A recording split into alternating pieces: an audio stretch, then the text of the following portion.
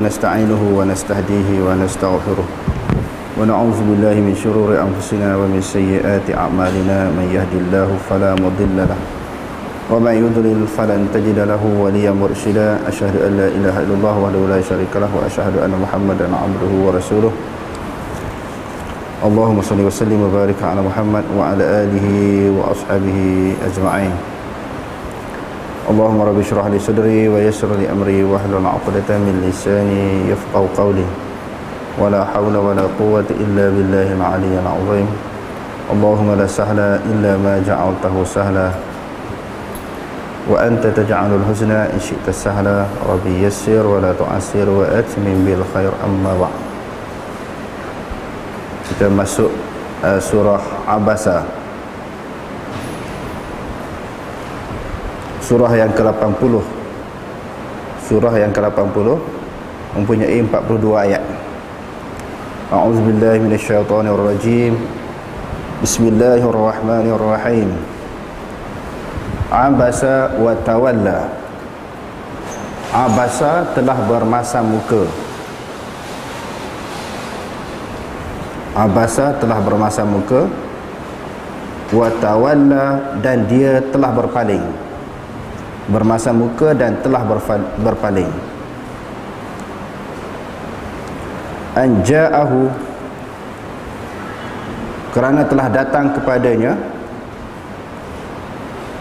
Anja'ahu, kerana telah datang kepadanya. Al-a'ma, seorang yang buta. Telah datang kepadanya seorang yang buta.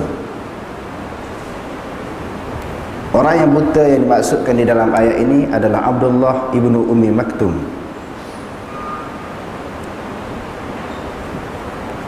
Wa ma yudrika, dan apakah kamu tahu ataupun apakah kamu mengetahui, la'alla, boleh jadi ataupun mudah-mudahan. La'alla, boleh jadi ataupun mudah-mudahan. La'allahu, boleh jadi dia yazakka, mudah-mudahan dia ingin mengikuti, ingin menyucikan diri. Zakka yuzakki, tazkiyah ini menyucikan diri, membersihkan diri daripada dosa. Lelaki yang datang tadi boleh jadi dia nak membersihkan diri dia daripada dosa. Au yadzakkaru, dan dia ingin mendapat pelajaran ataupun dia ingin mendapat pengajaran ataupun tazkirah. Fatanfa'ahu, lalu bermanfaat pengajaran itu baginya. Bermanfaat akannya az-zikra, oleh peringatan. Bermanfaat akannya az-zikra, oleh peringatan.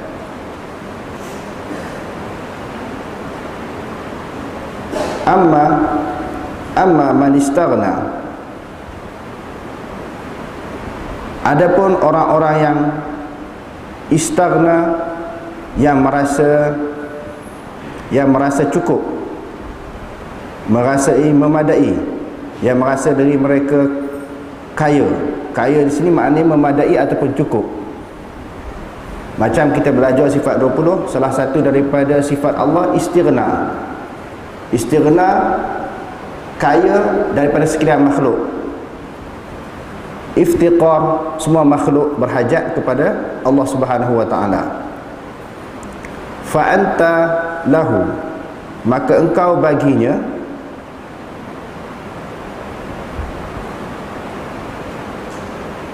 Fa anta, maka kamu baginya. Fa anta lahu, maka kamu baginya. Tasadda, kamu memberi perhatian.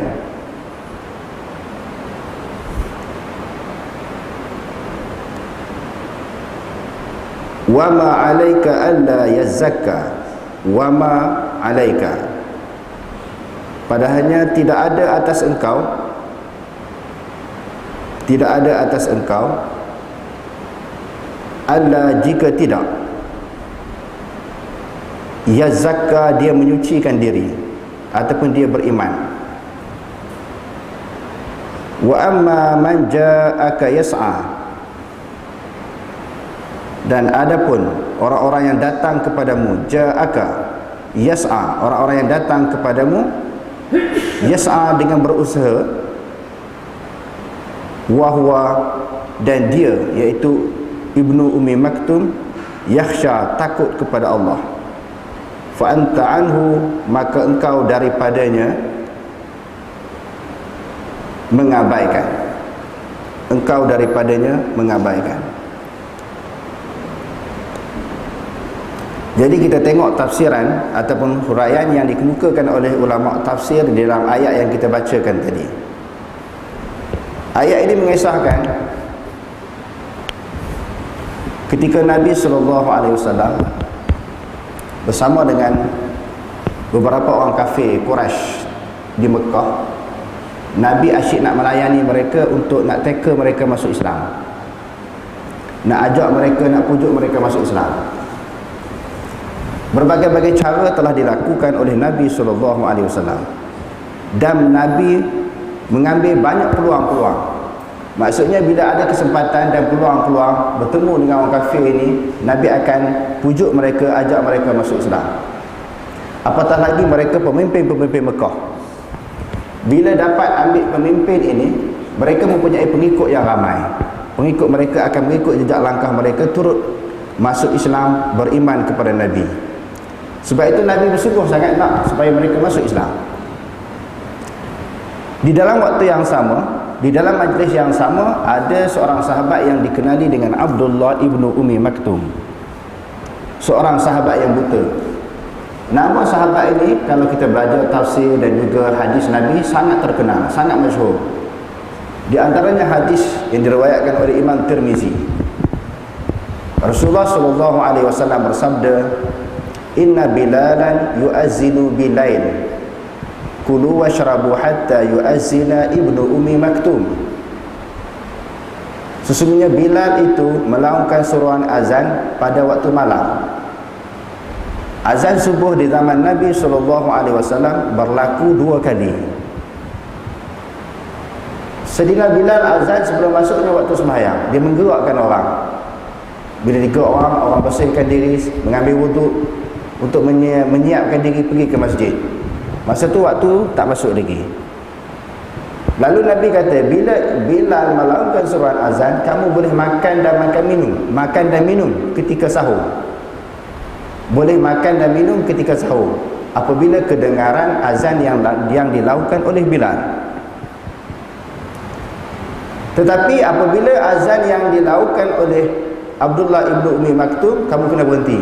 Kerana Abdullah ibnu Ummi Maktum azan bila dah masuk waktu subuh, sehingga orang beritahu kepada dia telah masuk waktu subuh, baru dia azan.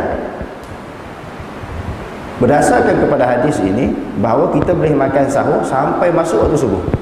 Maknanya dekat nak masuk waktu subuh tu kita berhenti. Maknanya masa dia panjang. Jadi Abdullah ni seorang yang buta. Dalam waktu yang sama dia ada di dalam majlis yang Nabi sedang asyik layan orang kafir untuk mengajak mereka beriman kepada Allah Subhanahu wa taala. Abdullah ibnu Ummi Maktum ini dikatakan dia merupakan sepupu kepada Siti Khadijah radhiyallahu anha. Dia merupakan sepupu kepada Siti Khadijah radhiyallahu anha. Lalu bila dia duk asyik tanya Nabi, Nabi rasa tak selesa. Tak selesa, dia asyik mengemukakan beberapa soalan. Banyak soalan dia kemukakan kepada Nabi. Sebab Nabi ni nak ambil peluang keemasan ini untuk ajak orang masuk Islam. Dia ni dah Islam dah. Masa lain pun boleh dia tanya Nabi. Masa lain pun dia boleh kemukakan soalan-soalan yang berkaitan dengan agama. Kenapa masa tu dia turut masuk campur, macam kita kata kacau daun, ketika asyik Nabi duk melayani pembesar-pembesar kafir. Lalu Nabi bermasam muka dan Nabi berpaling. Abdullah ibnu Ummi Maktum ni pun tak tahu apa yang dilakukan oleh Nabi. Tindakan yang dilakukan oleh Nabi bermasam muka dan berpaling, dia tak tahu. Tetapi diberitahu oleh Allah Subhanahu wa taala sebagai teguran kepada Nabi sallallahu alaihi wasallam. Jadi bila Allah Ta'ala tegur, Nabi itu melakukan kesilapan ataupun tidak? Bila Allah Ta'ala tegur, Nabi itu buat silap ataupun tidak? Maknanya buat silap kan? Sebab itu ada teguran daripada Allah, menunjukkan Nabi dan semua para Rasul ini dia boleh berlaku kesilapan. Itu yang dikatakan maksum. Maksum daripada dosa, kesilapan yang tidak membawa kepada dosa, kesilapan yang tidak membawa kepada dosa. Dan juga para Rasul juga, selain daripada silap, dia boleh lupa, boleh berlaku lupa juga kepada para Rasul, termasuklah Nabi Muhammad SAW.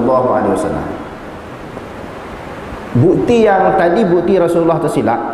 Bukti yang Rasulullah terlupa, sebagaimana hadis-hadis yang kita belajar tentang masalah sujud sahwi. Nabi sembahyang Zuhur,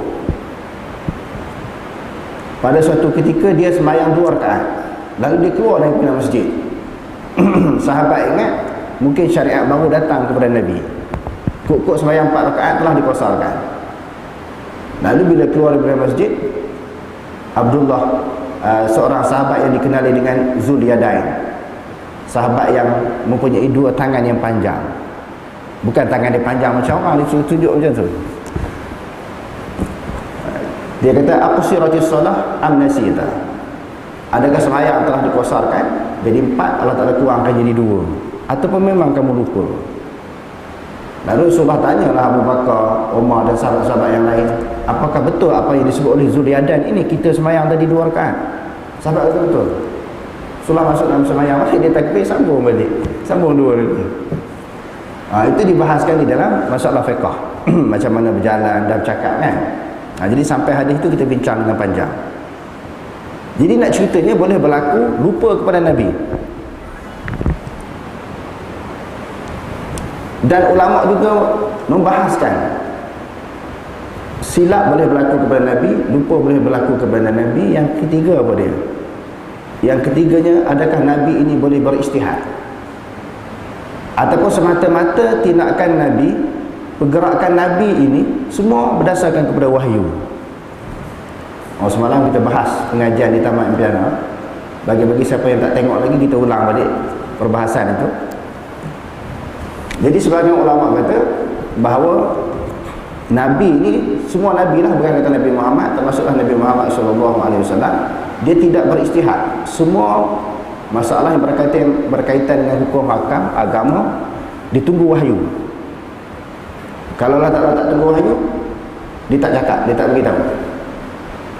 Dan ada pandangan yang kedua kata Nabi juga beristihad, sebagaimana dalam Al-Quran menyebut Nabi SAW telah memberi kemaafan kepada orang munafik yang minta keuzuran supaya tidak terlibat di dalam peperangan. Lalu Allah Ta'ala tegur Nabi, afallahu anka lima azinta lahum hatta yatabayyana laka alladhina sadaqu wa ta'lamal kazibin. Allah Ta'ala telah memberi kemaafan kepada engkau yang kau bagi keizinan bagi mereka, sehingga engkau mengetahui siapakah yang benar dan orang yang dusta. Padahal munafik ni bagi keuzuran, ditipu, kan ada keuzuran apa saja tak pergi berperang. Maknanya Nabi telah tersilap di dalam membuat keputusan, lalu ditegur oleh Allah. Pandangan ulama yang kedua, dia kata Nabi boleh ijtihad. Bila sebut ijtihad, boleh berlaku betul, boleh berlaku salah. Tetapi ijtihad Nabi tinggilah pada ijtihad ulama. Ijtihad Nabi ini tinggilah daripada ijtihad ulama. Yang kedua, dia dalam cerita peperangan Badar kan, Rasulullah ambil tebusan dan dibebaskan tawanan. Sayyidina Umar kata bunuh semua, nanti dia lawan kita balik. Abu Bakar kata jangan. Abbas pun kata, adakah kamu nak membutuhkan silaturahim? Kalau bunuh ni bapak saudara kamu kena kaum kerabat kamu, jadi silaturahim terputus. Nabi pun dengar pandangan yang kata bebas tapi terima tebusan. Lalu Allah Ta'ala turunkan ayat Quran dan surah Al-Anfal, ma kana lin nabiyyin an yakuna lahu asra hatta yuskhina fil ard turiduna aradad dunya wallahu yuridul akhirah. Tidak boleh mana-mana Nabi membebaskan tawanan perang sehingga dia dapat pastikan pasukan musuh itu benar-benar lemah, jangan tengah kuat lagi bebas. Jadi dia serang orang Islam balik, dia bertindak balas kepada orang Islam balik. Jadi peringkat awalnya kalah balik orang Islam, lepas tu terpaksa kena lawan lagi, susun strategi baru untuk menumpaskan pasukan musuh. Kesimpulan daripada cerita tadi, pendapat yang kedua kata boleh berlaku ijtihad kepada Nabi SAW. Jadi kita kembali kepada cerita ini,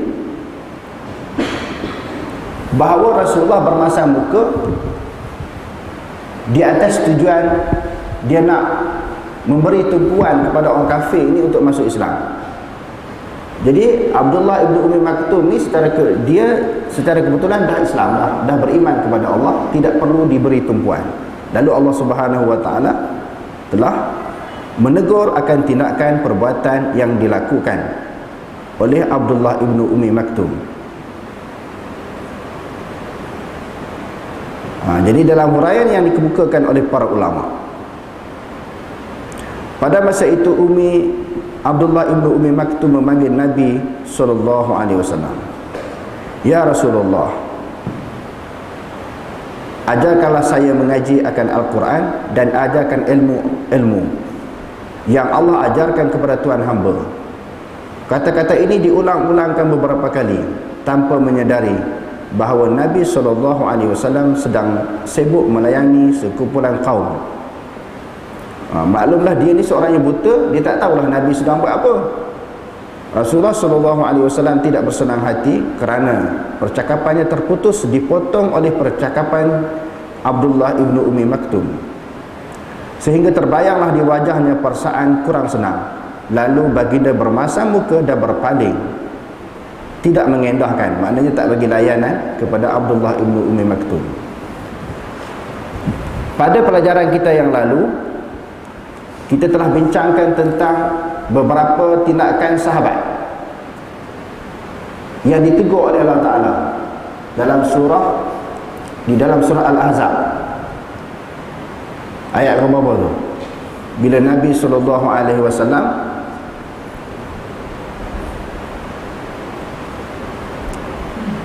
dia baru selepas berkahwin, jadi sahabat masuk rumah dia tanpa kebenaran. Dia menunggu-nunggu makanan yang akan dihidangkan oleh Nabi. Setelah makan, dia tak keluar lagi, sehingga menyebabkan Nabi tidak selesa dengan tindakan mereka. Lalu Allah Subhanahu wa taala datangkan ayat Quran memberi teguran.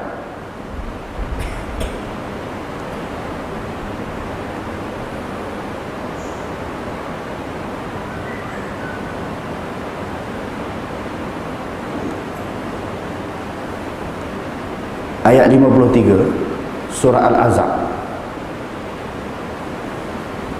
Di akhir ayat itu Allah Ta'ala kata apa?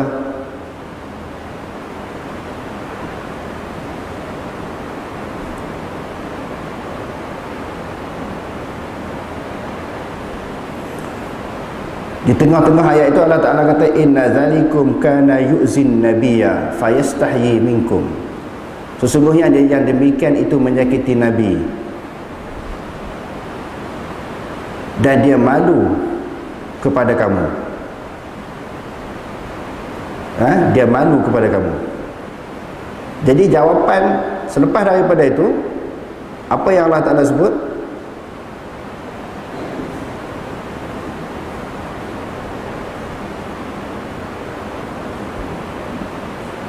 Bila orang yang menyakiti Nabi, apakah balasan dan tindakan dia? Itu pun disebut oleh Allah Subhanahu wa taala di dalam surah yang sama. Ayat berapa tu? Ayat 57 pula. Bila Allah Ta'ala kata dengan tindakan itu menyakiti Nabi, apakah balasan bagi orang yang menyakiti Nabi? Innal ladzina yu'dzuna Allaha wa rasulahu.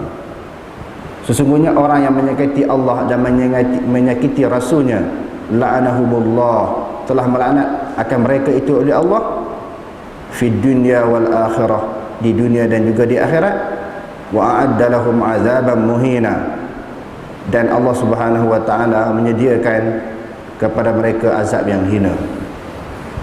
Ini yang kita sebut hari itu. Ayat ini menjadi dalil kepada golongan Syiah mengatakan sahabat ini dilaknat oleh Allah Ta'ala kerana menyakiti Nabi dan mereka merupakan ahli neraka. Sebab itu bagi kalangan mereka, sahabat itu terbahagi kepada tiga. Ada yang beriman, ada yang fasik, ada yang kafir. Pada pelajaran kita yang lalu kita dah jawab bagaimana sahabat yang telah melakukan kesilapan kepada Nabi, telah minta ampun kepada Allah Ta'ala dan minta maaf kepada Nabi SAW. Kalau mereka nak berpegang, bila Allah Ta'ala tegur, salah, tak boleh pakai. Akhirnya Nabi pun tak boleh pakai. Nabi pun tak boleh pakai sebab Nabi pun ditegur oleh Allah Ta'ala. Nabi pun ada silap. Beberapa ayat Quran menceritakan tindakan kesilapan yang dilakukan oleh Nabi. Tindakan kesilapan yang dilakukan oleh Nabi ditegur oleh Allah. Kalau asalkan Allah Ta'ala tegur, salah, neraka. Asalkan Allah Ta'ala tegur, salah, neraka. Nabi pun salah kalau gitu. Sebab Nabi pun ada kesilapan. Tetapi kesilapan Nabi tidak membawa kepada dosa.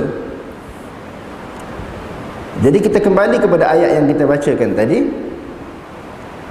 Lalu Rasulullah ni rasa tak senang hatilah dengan tindakan yang dilakukan oleh Abdullah ibnu Ummi Maktum. Lalu dia bermasam muka dan berpaling. Di dalam ayat yang seterusnya Allah Ta'ala kata wa ma yudrika la'allahu yazakka. Tahukah engkau boleh jadi dia ingin membersihkan diri daripada dosa? Maknanya dia ni bersungguh. Yang orang kafir tadi tu, dia saja je nak kena Nabi, nak mempermainkan Nabi, mempersendakan Nabi, dia nak membuang masa Nabi. Belum tentu dia nak beriman. Belum tentu dia nak beriman kepada Allah. Aw yazakkaru fatanfa'ahu zikra, ataupun ingin mendapatkan pengajaran, lalu pengajaran itu memberi manfaat kepadanya. Ini Abdullah ibnu Ummi Maktum. Sebab itu kalau orang nak belajar dengan kita, tuan-tuan, kalau yang mari bertemu dengan kita tu yang paling kita perlu memberi tumpuan. Sebab apa? Sebab yang tu nak belajar sungguh.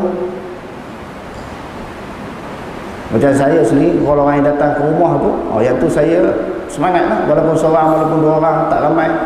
Sebab yang tu confirm apa yang kita cakap tu dia ambil perhatian. Dia akan belajar sungguh-sungguh. Daripada ramai belum tentu dia ikut, dan belum tentu dia faham.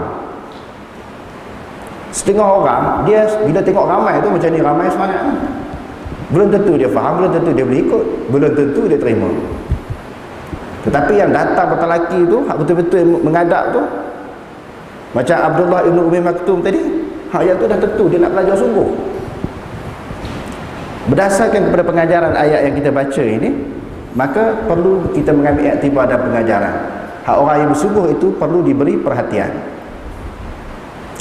Yakni manalah tahu orang yang buta itu ingin membersihkan diri, sebaik saja engkau ajarkan dia ilmu pengetahuan.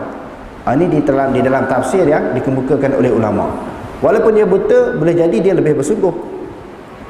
Dia datang untuk membersihkan diri daripada dosa dan nak mendapat maklumat-maklumat yang berkaitan dengan agama. Atau setelah dia mendengarnya pengajaranmu, dia akan mendapat manfaat dan faedah. Ataupun setelah dia dengar, dia dapat manfaat. Memang sifat orang beriman macam tu. Fa inna zikra tanfa'ul mu'minin. Sebab itu kerja Nabi, kerja bagi tazkirah, bukan kerja bagi hidayah.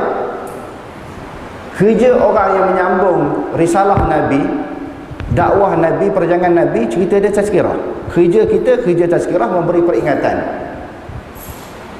Basyiran wa nadhiran, sebagaimana yang ayat yang Allah Ta'ala sebut di dalam surah Al-Ahzab.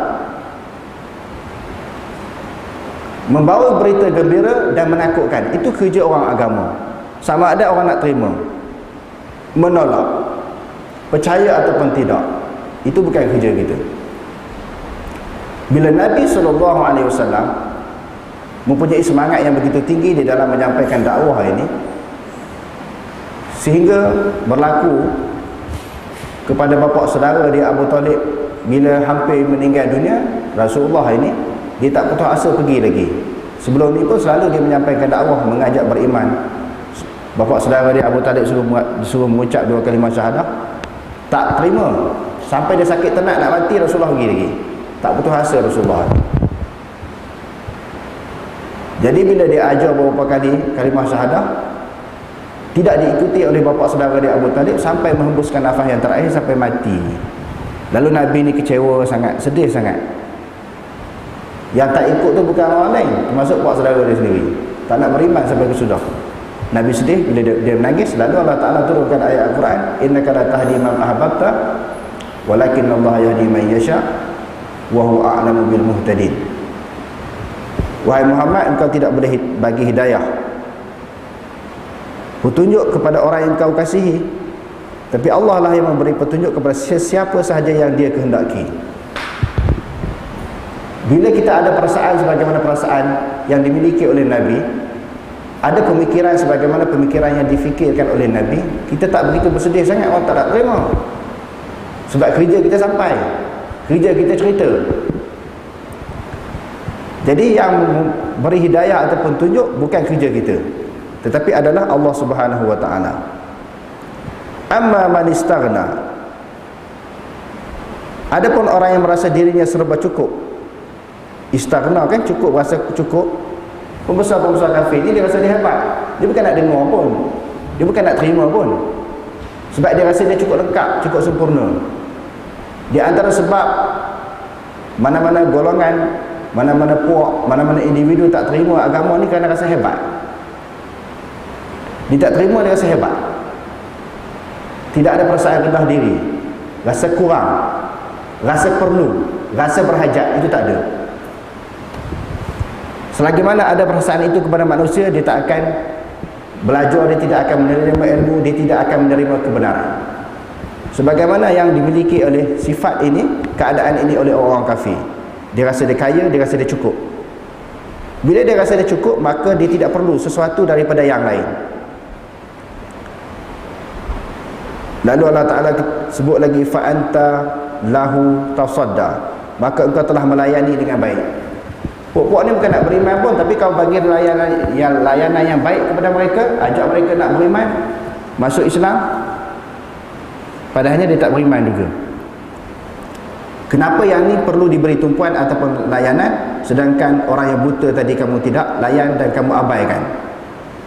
Wa ma 'alaika alla yazakka, dan tiadalah engkau menanggung kesalahan dengan sebab dia tidak mahu membersihkan diri. Kalau yang tadi dia tak beriman pun, dia nak tanya, kamu kena layan lah. Bukan tanggungjawab itu kepada engkau. Yakni pertama, orang-orang yang merasa diri mereka serba cukup kerana kaya dengan harta. Sebab itu mukadimah surah Al-Baqarah dulu, orang-orang kaya ni daripada orang kafir, dia kata apa kepada Nabi bila Nabi ajak beriman? Anu'minu kama amana sufaha, adakah kami nak beriman sebagaimana berimannya orang-orang yang bodoh? Peringkat permulaan Islam, yang masuk Islam tu orang yang tak ada pendidikan, golongan yang lemah, golongan yang miskin, hamba abdi, hamba orang masuk Islam, seperti Bilal bin Rabah. Pembesar-pembesar kafir Quraisy Mekah ni, orang kaya-kaya ni, macam tadi, orang kaya dia tak berhajat, tak perlukan sumbangan, bantuan daripada pihak lain. Apa perlu kami beriman? Kami dah kaya, kami dah senang, apa sahaja yang kami kehendaki semua dapat dimiliki. Jadi mereka angkuh dan mereka sombong. Kekuasaan dan kekuatan, bukan sahaja kaya dengan harta benda, ada kuasa pula. Manusia ni kalau orang ada kuasa, memang dia keras kepala. Bukan kata orang jahil, orang alim pun sama kalau bagi kuasa. Mesti ada sikap ni, sikap nak menekan orang. Sama. Bila diberi sesuatu jawatan, bukan kata orang jahil, orang awam macam kita ni, orang hebat pun suatu ketika kadang-kadang dia bertindak nak tunjuk dia punya kuasa, walaupun dia ada ilmu agama, walaupun dia orang alim.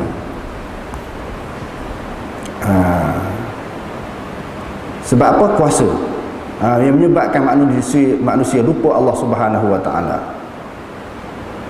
Maka kepada mereka ini engkau telah melayaninya, tiadalah engkau menanggung kesalahan disebabkan mereka tidak mahu membersihkan diri daripada kekufuran dan maksiat.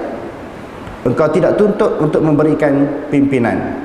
Tugasmu hanyalah menyampaikan dakwah semata-mata. Jadi Allah Subhanahu wa taala kata, Nabi hanya dituntut menyampaikan risalah yang diperintahkan oleh Allah Subhanahu wa taala. Ya ayyuhar rasul balligh ma unzila ilaik. Wa illam taf'al fama ballaghta risalatah. Wahai Rasul, sampaikan apa yang diturunkan kepada kamu. Maknanya Allah tak suruh sampai je. Orang terima tak terima, itu tidak dipertanggungjawabkan kepada Rasul. Wa amma man ja'aka yas'a, dan adapun orang yang datang bersegera kepada kamu. Seorang yang buta tadi, Abdullah ibnu Ummi Maktum, wa huwa yakhsha, dia sendiri takut kepada Allah Ta'ala. Yang ni yang perlu diberi tumpuan, tetapi tidak dilayani oleh Nabi SAW. Kalau kita kata Nabi boleh tersilap di dalam menyampaikan dakwah dia, pendakwah sekarang ni lagi boleh banyak tersilap. Termasuklah saya sendiri pun boleh banyak tersilap. Sebab tu pendakwah bila duduk atas pentas, duduk atas kursi, depan dia mikrofon, orang ramai, jangan rasa dia tak tersilap. Kalau Nabi boleh tersilap, orang lain lebih tersilap.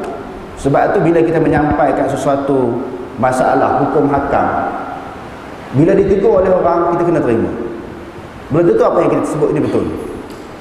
Selain daripada Quran hadis, memang terdedah dengan kesilapan dan kesalahan. Tetapi di sana ramai sangat golongan yang tak boleh terima. Bila dia cakap semuanya betul, tak ada satu yang salah. Bila ditegur ataupun dikritik, dia rasa tak boleh terima. Sebab aku cakap ni betul dah ni. Maknanya hebat daripada Nabi. Lebih hebat daripada Nabi lah. Dia berasa macam tu. Sebab Nabi pun ditegur oleh Allah Ta'ala kerana pernah berlaku beberapa kesilapan di dalam menyampaikan dakwah. Tugas dakwah itu memang adalah merupakan satu tugas yang mulia, yang hebat. Tetapi jangan pendakwah-pendakwah merasakan mereka hebat yang tidak pernah melakukan sebarang kesalahan. Yang menyebabkan bila diperbetulkan rasa satu keaiban. Oi, macam mana boleh perbetulkan aku ni? Aku dah cukup glamour lah, cukup hebat. Macam mana aku boleh melakukan kesilapan? Nabi pun pernah melakukan kesilapan. Jadi bila kita ada perasaan itu, bila kita ditegur, diperbetulkan, kita tak rasa perkara itu satu masalah yang besar bagi kita. Sebab kita ni manusia biasa. Kalau imam mujtahidin pun diperbetulkan, pernah diperbetulkan oleh pengikut-pengikut sendiri. Walaupun mereka merupakan seorang tokoh yang sangat hebat, siang malam mengkaji ilmu, tetapi di dalam penyampaian, di dalam tulisan mereka boleh berlaku kesilapan, lalu ditegur, diperbetulkan kesilapan. Ada pandangan-pandangan yang terlalu longgar di dalam perbahasan kajian dan ijtihad mereka, dan ada kajian-kajian yang terlalu ketat. Generasi yang kemudian ini memperbetulkan kesilapan mereka. Sebagaimana di dalam Sunan Tirmizi, Imam Tirmizi ada beberapa perkara yang dia tidak selari dengan pendapat Imam Syafi'i.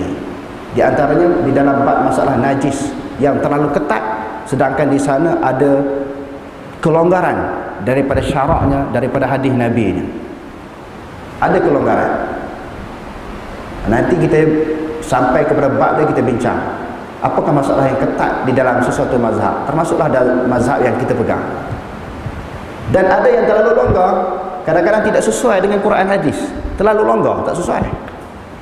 Dan terlalu ketat pun tidak sesuai. Sebab Islam datang dengan mu'tadil, pertengahan. Jadi kalau sekiranya ada kelemahan bagi ulama-ulama Islam, mujtahid, golongan yang lahir di akhir zaman kita sekarang ini bukan ulama, bukan mujtahid setaraf dengan mujtahid silam, lebih banyak terdedah dengan kelemahan dan perlu diperbetulkan.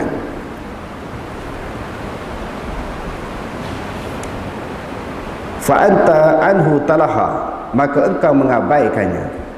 Maknanya Nabi SAW bila Abdullah ibnu Maktum ini begitu bersungguh untuk mengambil peringatan dan tazkirah daripada Nabi, lalu diabaikan oleh Nabi. Asyik melayani orang kafir yang dianggap oleh Nabi bila mendengar ceramah tazkirah penyampaian Nabi akan beriman kepada Allah. Kalla innaha tazkiratun, janganlah sekali-kali engkau lakukan demikian. Sesungguhnya Al-Quran itu adalah tazkirah. Quran itu adalah peringatan. Banyak sangat ayat-ayat Quran yang kita baca. Ayat Quran sendiri menceritakan, Allah Ta'ala sendiri menceritakan Quran itu peringatan. Jadi kalau kita sebagai orang Islam yang beriman kepada Allah Ta'ala, kalau ingin mengambil peringatan, kena banyak membaca Al-Quran. Al-Quran itu dapat memuhasabah diri kita, memberi teguran, bimbingan kepada diri manusia. Faman syaa azakarah, maka barang siapa yang berkehendaki, tentulah ia memperhatikan. Fi suhufin mukarramah, ayat-ayat Quran itu tersimpan di dalam naskah yang dimuliakan.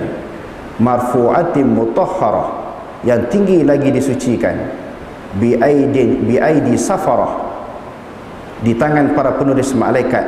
Kiramin bararah, lalu malaikat-malaikat mulia itu lagi berbakti.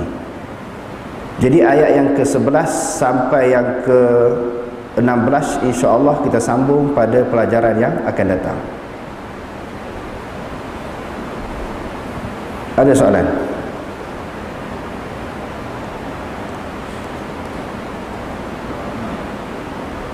Ya. Yeah.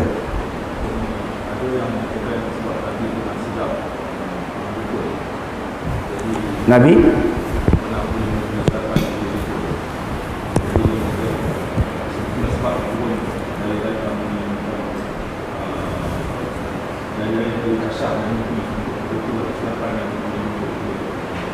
kasyaf.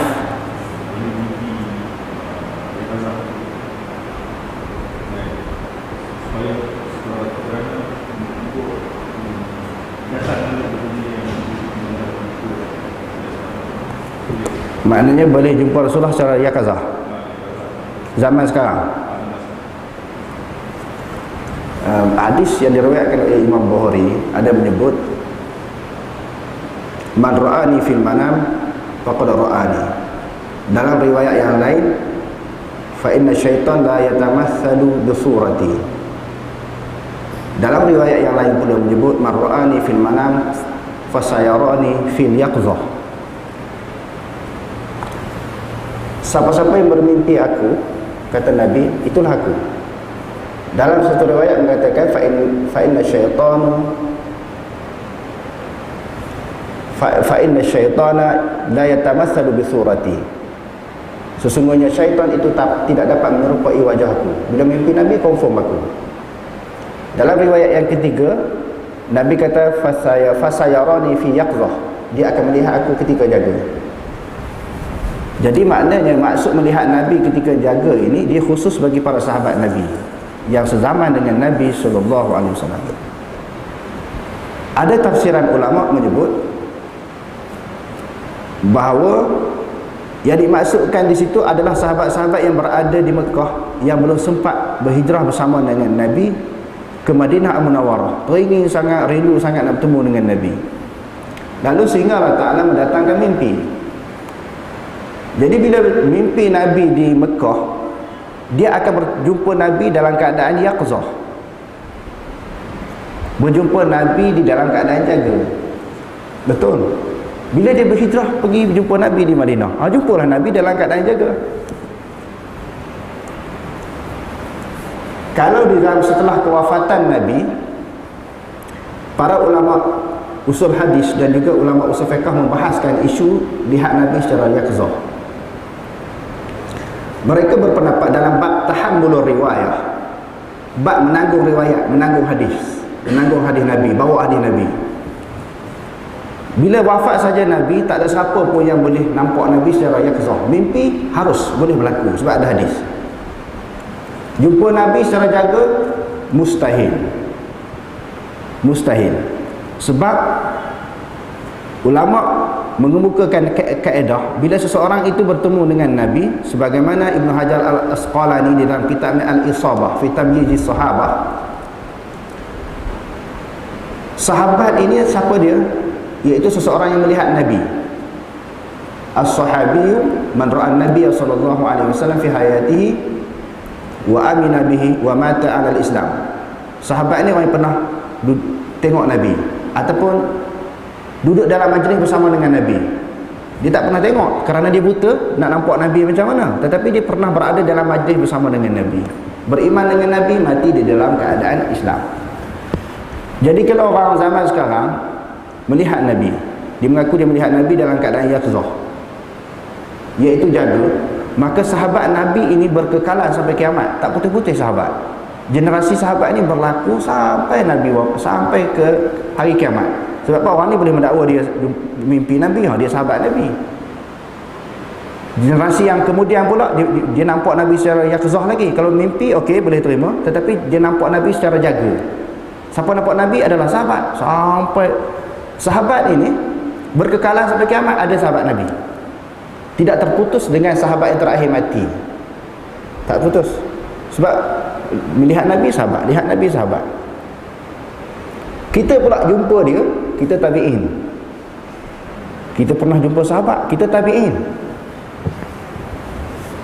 Orang jumpa kita, tabi'ut tabi'in. Sampai kiamat tak habis-habis. Jadi golongan yang nak mendakwa memang ada pun. Tak dinafikan ada golongan mengaku jumpa Nabi macam-macam kan. Saya sendiri pun banyak kali dengar cerita macam tu. Orang sebut, saya kata kamu ni sahabat Nabi. Dia terkejut. Baru kita hurai, sebenarnya tak boleh. Di sudut hukumnya salah. Itu satu andaian saja. Dia kata Tok Guru dia. Dia kata Tok Guru dia pernah lihat Nabi. Kita pun tak pernah dengar. Tok Guru dia cakap macam tu. Padahalnya daripada kalangan adat murid ini ada orang golongan yang fanatik. Untuk diangkat satu tokoh Tok Guru dia akan cerita benda-benda yang pelik.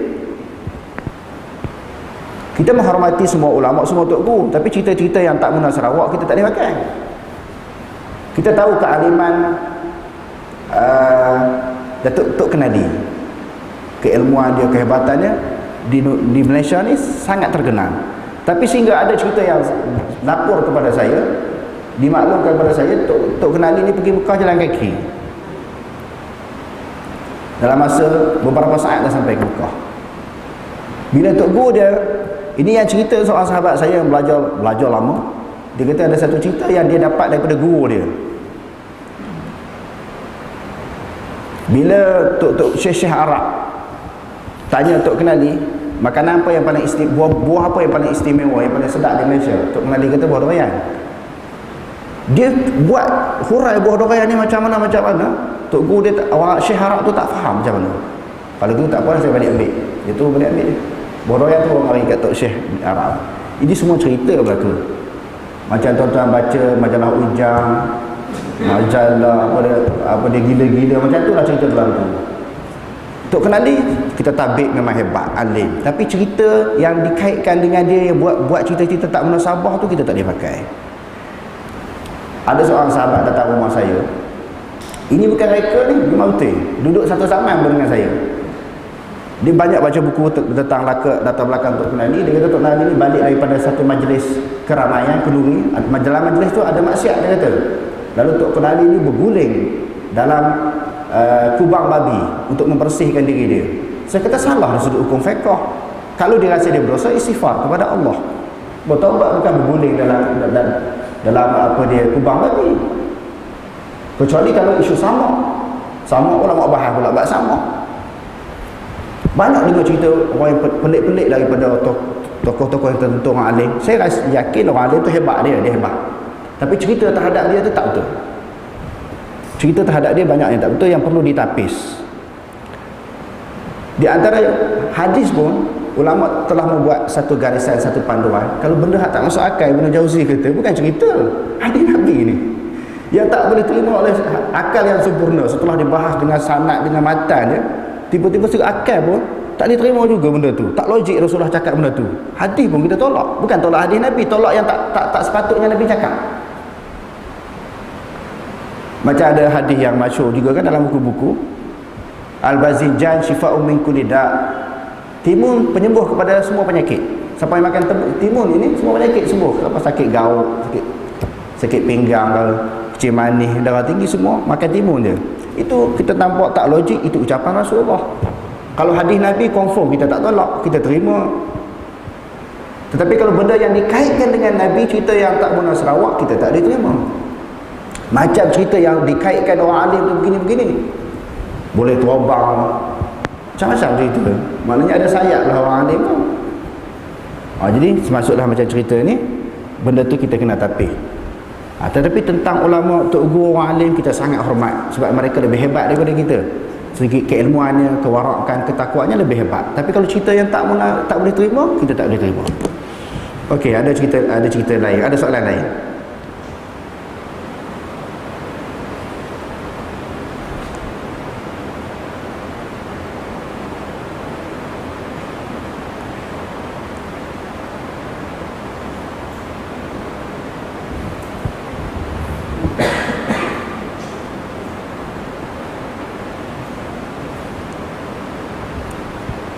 Masuk.